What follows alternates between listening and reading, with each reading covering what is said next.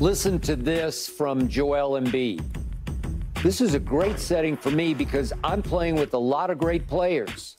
It's all about finding ways to bring whatever I can and obviously make sure that we win. In the NBA, I'm used to being the guy. Now you got to give it up, so I'm loving it. Rick Bucher, what does this tell you about Joel Embiid? This tells me that Joel Embiid may have been only the guy in name only, because I've never known of a guy who is legitimately the guy who enjoys not being the guy. I agree. And so we've propped him up as the process, as the guy that's going to legitimize everything that the Philadelphia 76ers went through. But I can't name a player that I saw as, and we're talking about not just the best player on a team, but a guy who's capable of leading a team to a championship. I am used to hearing them say, hey, you know what? I'm being asked to play a role, and I will do that, but because I want to help us win. But they generally struggle with it because it's not in their DNA. It's not their mentality to take a back seat. So for Joel Embiid to be saying, I love taking a back seat, I love not having the responsibility or the pressure to lead this team to victory, makes me question if he's truly what we've made him out to be, which is a guy who's capable of leading a team to a championship. He certainly is that guy, Rick, right? One of Joel Embiid's biggest problems is his health. His health. Whether that's because it contributes that to being in shape, and he gets hurt because people feel like he's not in shape and he's carrying a lot of extra weight around, whatever the case may be. The way that I look at this thing is I say, look, he recognizes there are other great players all the way around him. Like everybody from the beginning of the bench with LeBron to the end of the bench to Tatum. Everybody else in between are the great players on their team, or one of the great players on their team, so to speak. They're sitting at a certain pecking order. Obviously, the Celtics got 3 guys on there, 2 guys that are very, very important pieces in Holiday and Derek White, with Tatum, who will play tonight, according to the head coach. But so when you look at Embiid and you look at his NBA performance, when he's, as Skip say, when he's right, he's right. He just, at times, hasn't been right. And I think this is a way for him, just from the outside looking in, to be able to say to everybody, I'm not right, and I'm chilling right now, and I'm enjoying being in Paris, and I'm on my vacation. In the little bit of 11 minutes that I get, I'll contribute if I can, but I don't have to go and play the entire 40 minutes of the game for us to win. I think that's what he's saying in this situation. Now, he mentioned Maxey and Paul George in this same conversation he was having, that, you know, that it'll be different with those guys on the floor. The problem with Philadelphia in the NBA is they've had guys on the floor with him before. He can't stay healthy. You can't, at some point, though, it's going to run out. The clock is going to run out on the Embiid experiment in Philadelphia. And what I mean by that, he's been in the league 11 seasons. 9 of the 11 seasons, he's been healthy. He started, whatever, 2 years was wasted because it was trust the process. So out of the 9 years in the league, he's had 3 different head coaches. So he gets a coach removed, and not necessarily him vocally, but the coach expires coaching that team 3 years later. He becomes a coach killer at some point in time, but you can't keep rolling in players and still not getting it done. Rolling them in, not getting it done. Rolling them in, not getting it done. His biggest thing is staying healthy. He was an MVP 2 years ago. Could have been the MVP again this year. He started off extremely hot. He's just got to stay healthy, man. If he can stay healthy and shave some of that down, I think we're going to see one of the all-time great players in the NBA. We can't say that he's an all-time great just because he won the MVP just yet. But if he can somehow stay healthy, Skip and Rick, I think we're going to see something special out of him and Paul George and Maxey. Okay, so, Keyshawn, your favorite young player in the NBA is Anthony Edwards, and you see something special in him already, and I don't doubt you on that.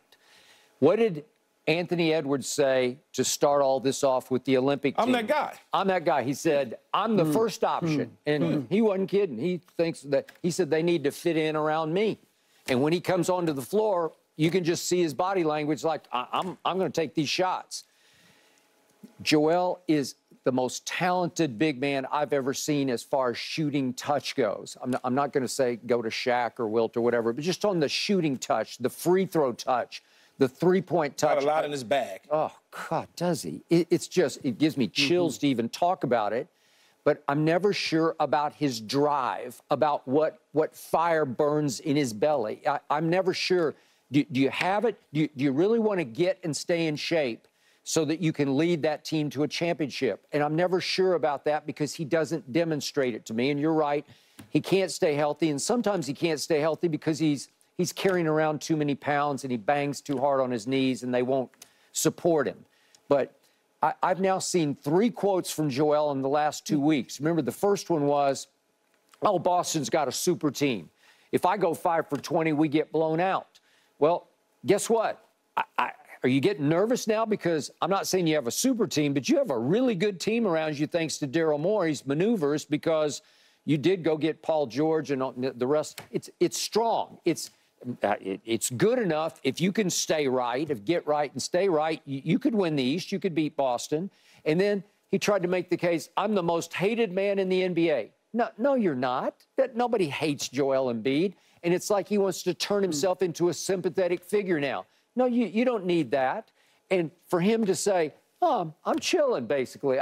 This is fun for me. It's why he only played 11 minutes the other night, because Steve Kerr said, I've seen enough of that.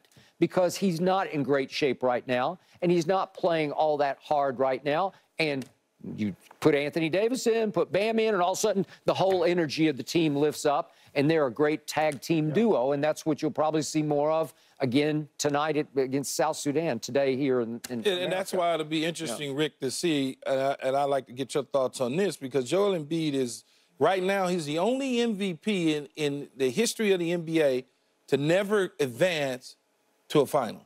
Yeah. He's the only one. Yeah. The conference final. The only one. The second round.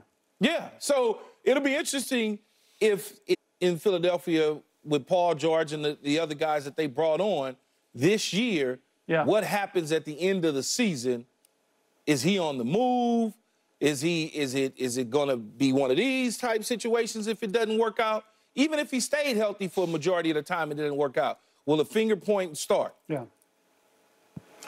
Keyshawn, I can't believe you're taking this line of thinking when it comes to Joel Embiid. The just give me the damn ball guy is saying, like, I'm trying to imagine you, Keyshawn, going, hey, you know what? This third receiver position, I kind of like, you know, I like this. That's why I'm here. That's why I'm here with Skip. Because I retired early because I'm not going into that role. But that's my point. If you have that mentality never turns off. You may accept in certain situations, and this is a very unique situation where you're playing with other greats, but you're not loving it. You're not comfortable with it. And I can't help but feel some of this is because Joel is getting dragged. First of all, because he turned his back on the French team after they thought that he was going to play for them and turned around and said, I'm going to play for Team USA instead. He's getting booed every time he touches the ball. Yep. Psychologically, you can't tell me that that's not impacting him in terms of how he's playing. And then, obviously, played in the playoffs, probably shouldn't have played because of injury. He's not in shape, and I can accept that he's not in shape here. But I've also seen the Jalen Brunsons of the world who have played through injury. Kobe Bryant, go down the line. The guys who you could consider the man, even if they don't have the talent of Joel Embiid, they have the mentality of being the man. And injury or being compromised physically didn't stop them from getting the job done. There's been far too many situations where I've watched Joel and I'm thinking, you need to go and get this game now. And he has either deferred or for one reason or another has not had the ability to close it. So now when I hear him say, I'm comfortable, I actually am relieved not to have to be the guy.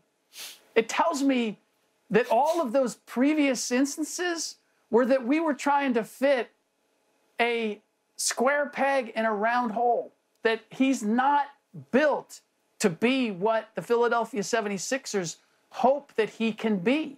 Because I've never heard of a guy who is truly the man and has the mentality of being the man who says, hey, you know what? I appreciate that I don't have to be the man.